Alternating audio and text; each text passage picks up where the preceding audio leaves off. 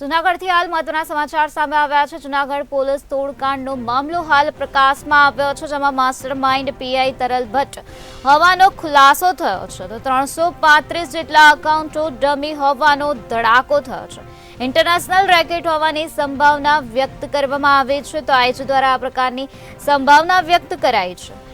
SOG દ્વારા અપાયેલ નોટિસનું તમામ સાહિત્ય કબજે કરવામાં આવ્યું છે। આઈજી નિલેશ જાજડિયાએ અધિકારીઓને સસ્પેન્ડ કર્યા છે। પોલીસ દ્વારા જ ખોટા દસ્તાવેજો ઊભા કરવામાં આવ્યા હતા। ખોટા દસ્તાવેજોને લઈને બેંક ધારકોને નોટિસ આપવામાં આવી હતી। આ સમગ્ર મામલે હવે એટીએસ વધુ તપાસ હાથ ધરશે। પીઆઈ તરલ ભટ્ટે અમદાવાદમાં પણ કૌભાંડ આચર્યા હોવાની આશંકા સેવાઈ રહી છે। તરલ ભટ્ટ અમદાવાદ પીસીબીમાં ફરજ બજાવી ચૂક્યા છે। અમદાવાદના સૌથી મોટા સટ્ટાકાંડમાં તોડ કર્યાની ચર્ચા સેવાઈ રહી છે। પોલીસની છબી ખરડાવવામાં તરલ ભટ્ટનો મોટો હાથ છે। પીઆઈ તરલ ભટ્ટ અનેકવાર વિવાદમાં પણ રહી ચૂક્યા છે। તો જૂનાગઢના પોલીસ તોડકાંડનો મામલો હાલ પ્રકાશમાં આવ્યો છે, જેમાં 335 જેટલા એકાઉન્ટો ડમી હોવાનો મોટો ખુલાસો થયો છે। તો આજ મુદ્દે વધુ માહિતી આપવા માટે આપણી સાથે સંવાદદાતા અમર બખાઈ જોડાઈ ગયા છે। જે અમર, જૂનાગઢમાં પોલીસ તોડકાંડનો મામલો પ્રકાશમાં આવ્યો છે, શું છે વધુ વિગત? નિરાલી, બિલકુલ ગઈકાલે જ્યારે તોડકાંડ મામલે 3 અધિકારીઓ સામે ફરિયાદ નોંધાતા પોલીસ બેડામાં ખળભળાટ મચી જવા પામી છે। તેમાં આજે રેન્જ આઈજી દ્વારા પ્રેસ કોન્ફરન્સ યોજીને માહિતી આપવામાં આવી છે અને તેમાં ચોક્કસથી તરલ ભટ્ટ જે પીસીબી અમદાવાદમાં ફરજ ચૂકાવી ચૂક્યા છે, આ પીઆઈ, તેમના દ્વારા આખું જે કારસ્તાન રચવામાં આવ્યું હોવાનું સામે આવી રહ્યું છે।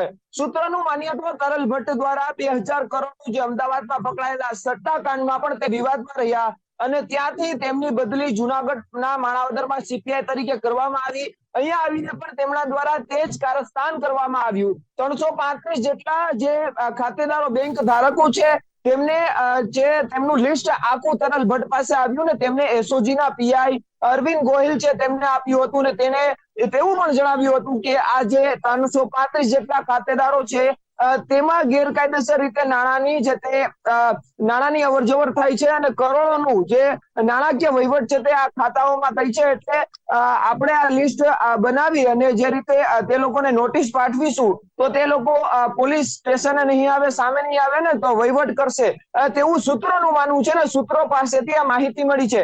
એટલા માટે આ 335 લોકોને છે તે ગેરકાયદેસર દસ્તાવેજો પોલીસ દ્વારા બનાવવામાં આવ્યા એસઓજી ના પીઆઈ દ્વારા અને તેને 335 જેટલા જે બેંક ખાતાઓ છે તેને નોટિસ આપવામાં આવી। આ સમગ્ર મામલો જ્યારે બહાર આવ્યું છે ત્યારે કાર્તિક ભંડેરી નામનો જે કેરેલાનો વેપારી છે તેનું આ જે ખાતાની અંદર જે સીઝ કરી દેવામાં આવ્યું હતું, તેમના દ્વારા સીઝ થયાની માહિતી મળતા જ જૂનાગઢ એસઓજી નો સંપર્ક કર્યો અને એસઓજીએ તોડ કરવાની જે વાત ચાલુ કરી હતી અને આ જે વ્યક્તિ છે તે મૂંઝાયો હતો અને બાદમાં રેન્જ આઈજી છે નિલેશ જાજડિયા સાહેબ તેમને મળ્યો હતો। તેમને અરજી આપવામાં આવીને જાજડિયા સાહેબે તટસ્થ તપાસ તેમના રીડર પીઆઈ ને આપવામાં આવી અને તપાસ કરવાના આદેશ આપ્યા બાદ ગણતરીના દિવસોમાં સમગ્ર મામલો છે તે સામે આવ્યો છે અને તેમાં ધડાકો થયો છે કે માસ્ટર માઇન્ડ છે તે તરલ ભટ્ટ છે।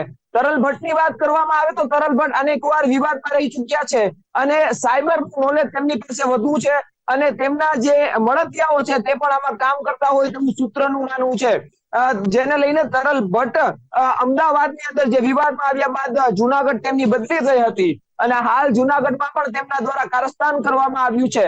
335 જેટલા લોકોને નોટિસ પાઠવી અને આજે પૈસાની માંગણી છે તે કરવામાં આવતી હતી। સૂત્રો પાસેથી એક વધુ માહિતી મળી છે કે આ તરલ ભટ્ટ છે અને જે પીઆઈ જે ગોહિલ છે તેમના દ્વારા અનેક લોકો પાસેથી પૈસા પણ પડાવી લીધા છે।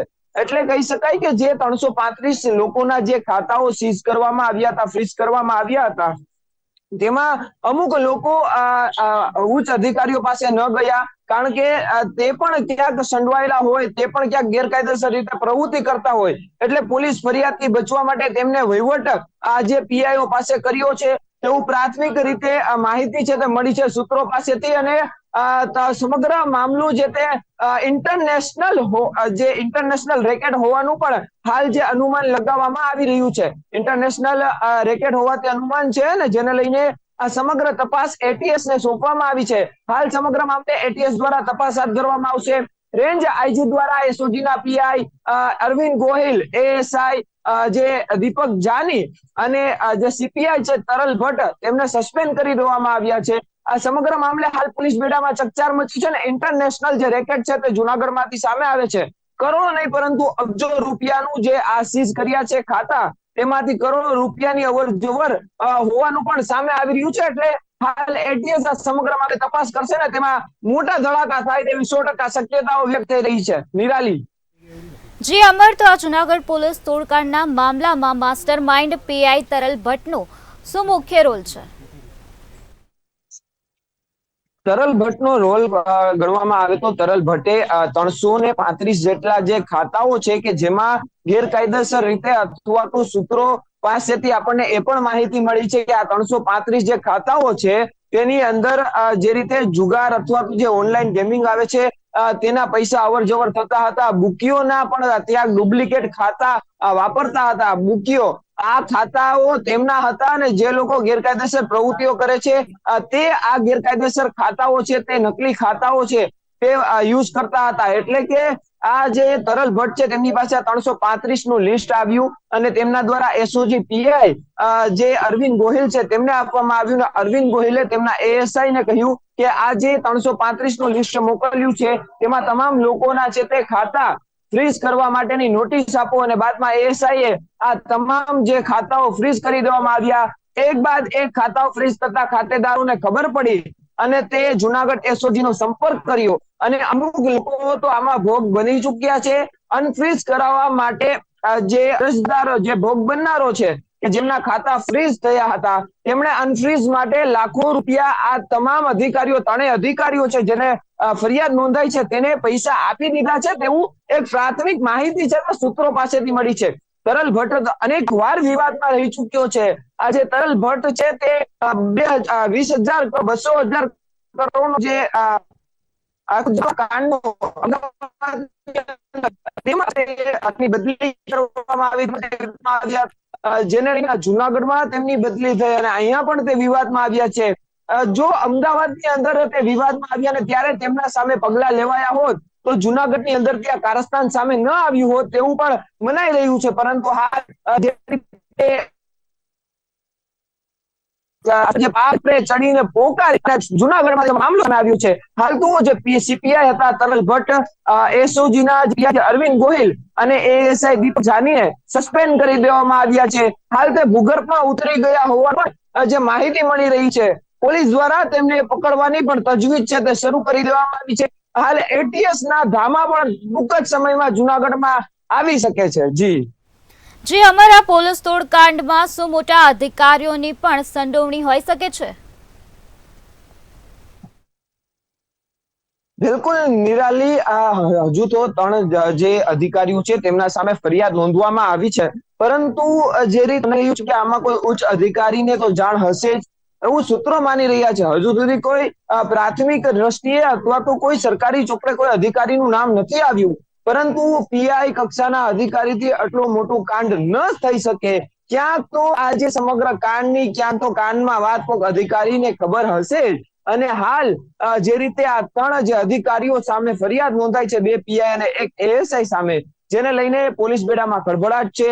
એટીએસ દ્વારા આ તપાસ કરવામાં આવશે અને તપાસમાં મોટા અધિકારીઓના નામ સામે આવી શકે છે તેવું સૂત્ર દ્વારા મનાઈ રહ્યું છે. પરંતુ હજુ સુધી સરકારી ચોપડે કોઈ પણ અધિકારીનું નામ નથી આવ્યું. આ 2 પીઆઈ અને 1 એએસઆઈ નું નામ જ સામે આવ્યું છે.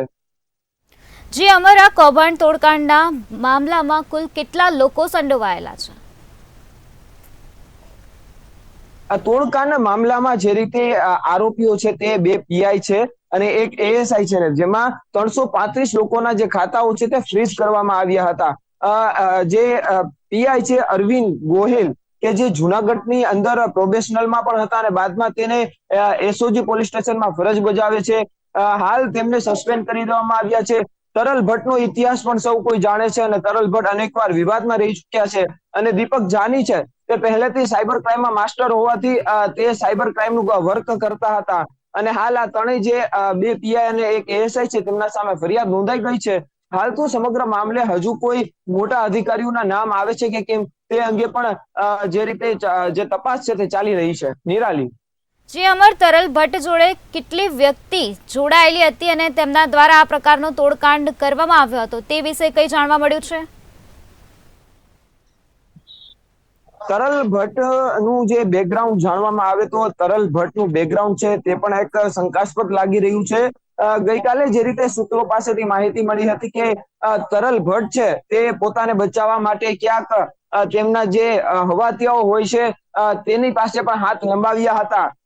ચોક્કસથી વાત કરવામાં આવે તો થોડાક દિવસ પહેલા જ આ જે ફરિયાદ છે તે નોંધાઈ જવાની હતી, પરંતુ ક્યાંક તરલ ભટ્ટે જે હાથ લાંબા કર્યા હતા અને તેને બ્રેક લાગી હોય અને તે માટે આ ફરિયાદ મોડી થઈ છે એવું સૂત્રો દ્વારા માહિતી મળી છે. પરંતુ જે ચોક્કસથી અંતે આ તરલ ભટ્ટ સામે પણ ફરિયાદ નોંધાઈ છે અને તરલ ભટ્ટને પણ સસ્પેન્ડ કરી દેવામાં આવ્યો છે. જ્યારે એસઓજી ના જે પીઆઈ છે અરવિંદ ગોહિલ, એએસઆઈ દીપક જાની તેને પણ સસ્પેન્ડ કરાયા છે. તેમની સામે ફરિયાદ નોંધાઈ છે. હાલ તે ભૂગર્ભમાં ઉતરી ગયા છે. રેન્જ આઈજી છે નિલેશ જાજડિયા, તેમના દ્વારા એક માહિતી આપવામાં આવી છે કે જે રીતે હજી સુધી તરલ ભટ્ટનું નિવેદન લેવાયું નથી, કારણ કે તે હજુ સુધી સામે નથી આવ્યા, તે ભૂગર્ભમાં ઉતરી ગયા છે. તરલ ભટ્ટ અને જે એસઓજી ના પીઆઈ છે અરવિંદ ગોહિલ તેમના નિવેદનો છે તે લેવામાં આવશે. હાલ તો એટીએસ તપાસ કરી રહી છે, એટલે એટીએસ ના જુનાગઢમાં ચોક્કસથી ધામા તો થશે થોડાક દિવસોમાં અને એટીએસ દ્વારા તરત જ તપાસ કરવામાં આવશે અને જેને લઈને મોટા ખુલાસાઓ અને મોટા ધડાકાઓ થઈ શકે છે. નિરાલી. જે અમર સમગ્ર માહિતી આપવા બદલ આભાર. તો જે રીતે અમારા સંવાદદાતાએ જણાવ્યું કે હવે એટીએસ દ્વારા સમગ્ર મામલામાં વધુ તપાસ હાથ ધરવામાં આવશે. 335 જેટલા એકાઉન્ટો ડમી હોવાનો ધડાકો થયો છે.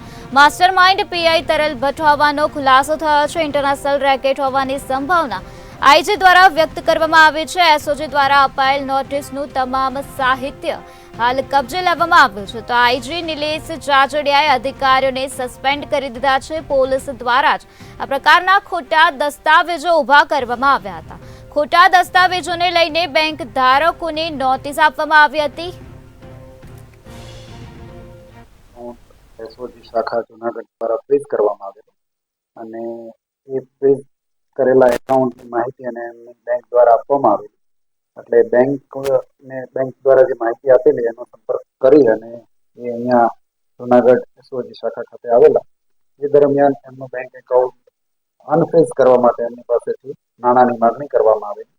એટલે એ રજૂઆતના આધારે તપાસ કરતા એમનું જે એકાઉન્ટ ફ્રીઝ થયું હતું એની સાથે બીજા 32 એકાઉન્ટ એક જ ગેરકાયદેસર હુકમમાં ફ્રીઝ થયેલા હતા. એટલે પ્રાથમિક દ્રષ્ટિએ જ આ ગુનાહિત કૃત્ય હોવાનું જણાતા તાત્કાલિક બંને એમાં જે સંડોવાયેલા હતા એએસઆઈ દીપક જાની અને એસઓજીના પીઆઈ ગોહિલ બંનેને તાત્કાલિક સસ્પેન્ડ કરી દેવામાં આવેલા અને વધુ તપાસની જરૂર જણાતા મારા લીડર પીએસઆઈ શક્તિસિંહ ગોહિલને આની તપાસ સોંપવામાં આવેલી. તાત્કાલિક અમારા પીઆઈ અને આખી ટીમ દ્વારા એસઓજી ઓફિસ ખાતે જ